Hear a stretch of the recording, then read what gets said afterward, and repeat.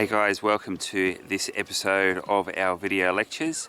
The topics of this episode are aggression and play. Intuitively you would think that those two topics are not actually related to one another. But depending on the particular study system that you're focusing on, it can actually be intimately linked. So I'm out here in the central tablelands in New South Wales again, and I'm out here doing a project on eastern grey kangaroos. As with a lot of macropods, so macropods are kangaroos, wallabies, wallaroos, eastern grey kangaroos in particular are sexually sized dimorphic, and specifically male bisexually sized dimorphic. Now all that simply means is that males are bigger than females. On average, the typical male is about a third larger than most females. Humans are another sexually sized dimorphic, male biased species, so men tend to be on average a little bit larger, more muscular than women. So in the case of eastern grey kangaroos, males compete for access to females. This is common in the natural world, as you know. In these kangaroos, males will form harems, so they'll try and monopolise access to the females within those harems. And to defend those harems, they spend a lot of time fighting one another. These fights can be pretty strenuous, they can be very violent, and they can go on for a very long time. Now, as a consequence of that physical combat, what's happened is that selection has focused on male size. And because, as you would imagine, being larger has its benefits when you're getting into a situation of physical combat, right? So what has happened is that over time, the selection pressure on males to be large so that they can better fight other males has resulted in this male biased sexual size dimorphism, so males being larger than females. And because of that size advantage during physical combat. Now, if you look across all the different species of macropods, and they're pretty diverse, as I said, they go from kangaroos, wallaroos, right down to wallabies. There is actually a lot of variation in size dimorphism between the sexes. So eastern grey kangaroos, red kangaroos are at the peak. The males are the largest relative to females. At the other end are things like Palmer wallabies, swamp wallabies, and these in these species the sexes are roughly quite similar. So they're tending towards monomorphism. So monomorphism is that both sexes are approximately the same size, or on average they're the same size. So what I'm trying to get at is if you actually look at the degree of male biased size dimorphism among closely related species, you can actually get a reasonably good idea about what the likely social system, the reproductive system of those species are. So in the case of strong or extreme male bias sexual size dimorphism, these are species that are typically associated with males having to compete directly with one another through fighting for access to females. In eastern grey kangaroos, it's the formation of these harems and defending access to those harems, becoming the dominant male. In other systems, such as lizards, males are defending space, so territories, and those territories overlap the home ranges of females, and as a consequence of defending those territories, males are trying to monopolise access to those females. But if you go down to the other end of the spectrum, where the sexes tend to be quite similar in size, you find that you don't have this type of aggression among males for competition for mating opportunities. And often what you see, in particular in macropods, those species that tend to be monomorphic also tend to be relatively asocial. So you only tend to see one maybe 2 individuals at any one time. So swamp wallabies are a particularly nice example of that. In contrast, the eastern grey kangaroos, these guys form very large mobs. At this particular site that I'm at now, the average mob this morning was about 60 to 65 individuals, and within that large mob you'll have these subsets or these groups forming where these males are trying to monopolise access to the females. So aggression leads to sexual-sized dimorphism when males are competing physically for access to females. Now, the other topic that I was going to talk about today is play behaviour. Now, in eastern grey kangaroos, the juveniles and subadults will often spend a lot of time playing, but in particular they'll spend a lot of time play fighting with one another. And there is a lot of uncertainty about what the function of play is, just generally in the animal world, and in a particular case of these eastern grey kangaroos, what it is that these play fighting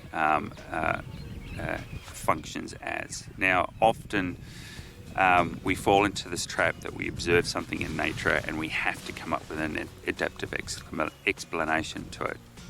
So it could be that play is simply that.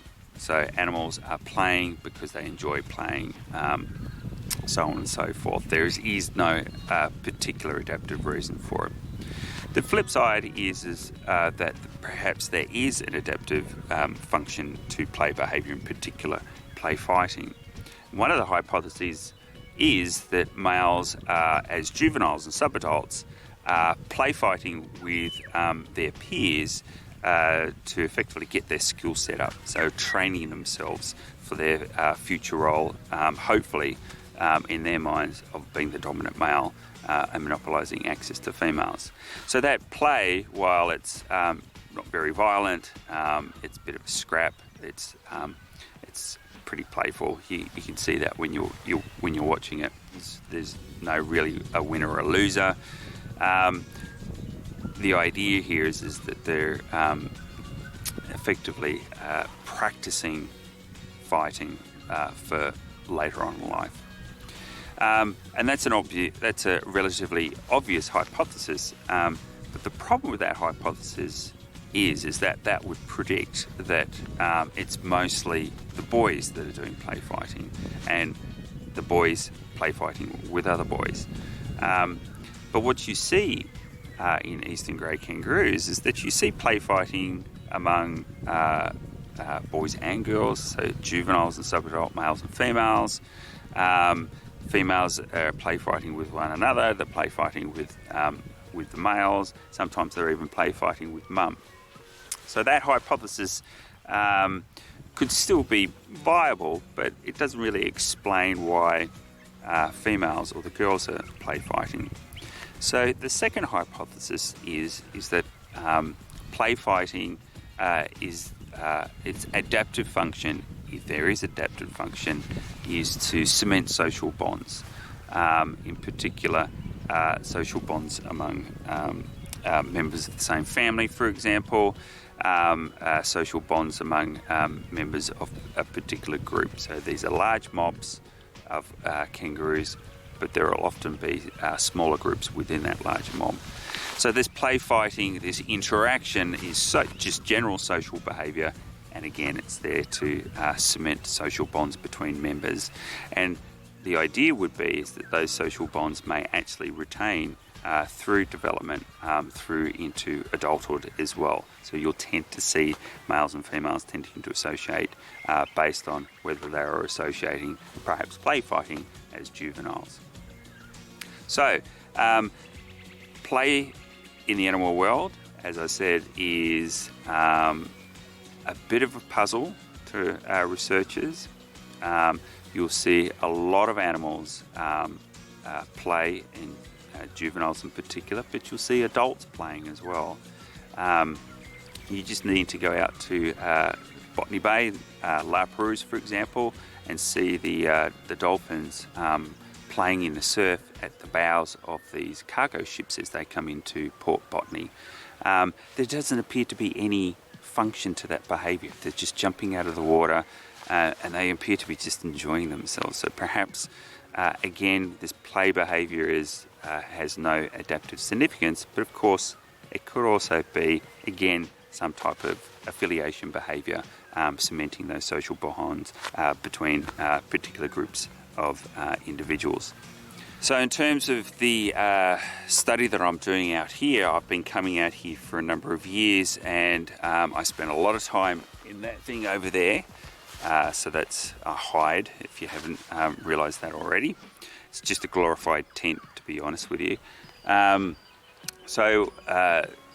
Eastern grey kangaroos are crepuscular, so a lot of their activity is concentrated around dawn and also dusk. So if you want to study their social behaviour, their aggression, their play behaviour, the time to do that is first thing in the morning or late in the afternoon. So I've been in that hide since 4 o'clock this morning, and I have a video recorder and also I have a digital camera. So all the work that I'm doing to a large extent is purely observational. It's recording behaviour, it's taking photos of individuals. We can actually identify individuals based on the morphology of their ears. We've got a special program back in the lab that we can trace the shape of the ear, and we can use that to identify particular individuals. So each individual has its own unique shape of the ear, so it's almost like a fingerprint for eastern grey kangaroos. So that's important because I've been coming out here for a number of years and been following the same individuals from year to year.